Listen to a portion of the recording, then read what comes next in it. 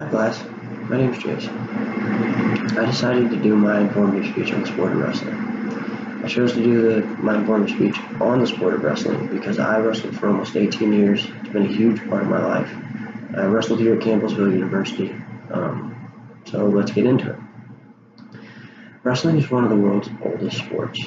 It draws its roots in ancient Greece, Babylon, all that good stuff. It's referenced in the Iliad. It's shown on cave paintings in France that are almost 15,000 years old. It was super popular in ancient Greece, which is where the Olympics started, which is why it's in the Olympics today. There's three styles of wrestling that you can compete in. The first is called Greco-Roman wrestling, and that is a style of wrestling where you can only score by using your upper body from your waist up, and you can only attack their upper body from the waist up. So the second style is called freestyle, and in freestyle you can attack with your whole body, and you can attack their whole body. So from the toes to the top of your head you can use. Both those styles are in the Olympics. They're scored in increments of 1, 2, 4, and 5. The third style of wrestling is not in the Olympics, and it's what we compete in here in the United States. It's what I personally competed in. It's called folk style or collegiate wrestling, and it's competed in all divisions of college athletics, from NCAA Division 1, 2, and 3, and in the NAIA. Wrestling is broken down into weight classes. So each wrestler has to weigh in before every competition at or below their weight. I wrestled 141, so I had to weigh in at 141.0 or under that.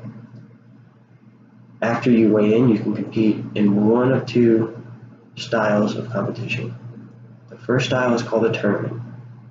And a tournament is where all the wrestlers of each weight are put into a bracket. And the brackets can be 8 wrestlers, it could be 16 wrestlers, it could be 32 wrestlers, it could be 64, just all the way up until you have all the wrestlers in the bracket. In a tournament, you advance to the next round by winning your match, and you go all the way out until a tournament champion is crowned, and you have all the places from 1st to 8th. The second style of competition is called the dual meet. And in a dual meet, it's not just individuals, it's a team versus team competition. In a dual meet, each team gets to weigh in one wrestler at each weight. Those wrestlers then wrestle each other, and they score points for their team by winning their matches. You can win in 4 different ways. The first way is called a decision, and in a decision, you win your match by 1 to 7 points. And if you win by decision, you score your team 3 team points. The second way you can win is by a major decision, and if you win by a margin of 8 to 14 points. If you win by a margin of 8 to 14 points, you get a major decision, and scores your team 4 team points.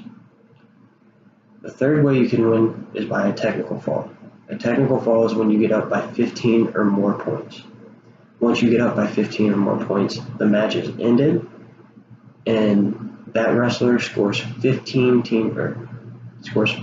points for their team. Sorry about that. The fourth and final way you can win a match is by a fall or a pin.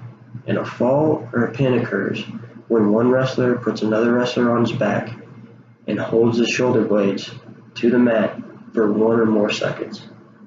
When this happens, the match is automatically ended, and the winning wrestler scores his team 16 points. Once the duel is over, every match, the wrestler for each team scored team points is added up for each team, and the team with the most team points wins the duel. You can lose team points in a duel by your coaches being unsportsmanlike, or any of the wrestlers being unsportsmanlike. And that's all I got for you today. Thanks, class.